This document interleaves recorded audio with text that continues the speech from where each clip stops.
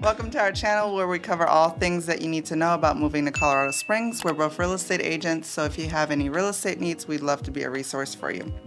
We'll get into it right away. Today we're going to talk about 6 things we wish we knew before we moved to Colorado Springs and that no one told us. Yep. So we moved here in February of 2015, so it's still snowing. We're coming from Arizona and it was already hot, but we moved here and we love the outdoors. It was beautiful. At the time it was brown, but when we came to visit the year before, everything was totally green, and we didn't know that only lasted about 4 or 5 months at best. So when we moved here, like I said, everything was kind of dead because it was cold. And even that summer, it wasn't super green. This year, for example, it's been raining for about 3 months, and everything is extremely green. The most green I think I've ever seen it there. So that was definitely a shock. So the outdoors is beautiful, but it does not stay green as long as you think it would. It only stays green about 4 to 5 months, and then we go into fall. The colors are really beautiful for like 2 to 3 weeks, then everything falls, and then it's dead for like 6 months. Yeah, pretty much. So if you visit in the summer, I would suggest also maybe visiting in the winter, just so you can see what it looks like and that you don't get spoiled by the greenery. It can get a little bit depressing after a while because everything's dead and we have a lot of snow on the ground and there's no greenery really besides pine trees. So that's first thing we wish we knew. The second one is that we didn't realize how much space there is still to grow and how much more growing Colorado Springs has to do. So it's becoming busier by the month and things are becoming less affordable. So just keep that in mind when you're moving here. If you're looking for like an established city that is mostly, built up and not a lot of new things coming to it, this is not gonna be the place for you to live.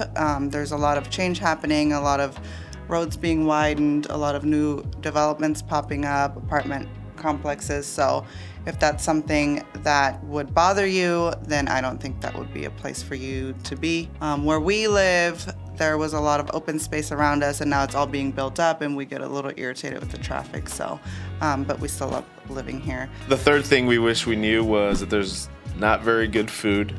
There's not a lot of fashion or decent shopping in Colorado Springs.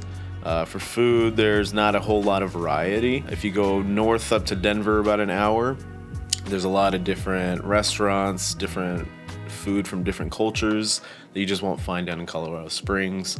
As far as fashion and shopping, we have 2 malls in Colorado Springs, but they're kind of dead. Anytime you go, even on the weekends, they're not really full of people. There's not a lot of open stores or a lot of different stores. So a lot of people just go up to Denver, to Cherry Creek Mall or Park Meadows Mall, and that's more of a place that you would find in like a bigger city like Denver.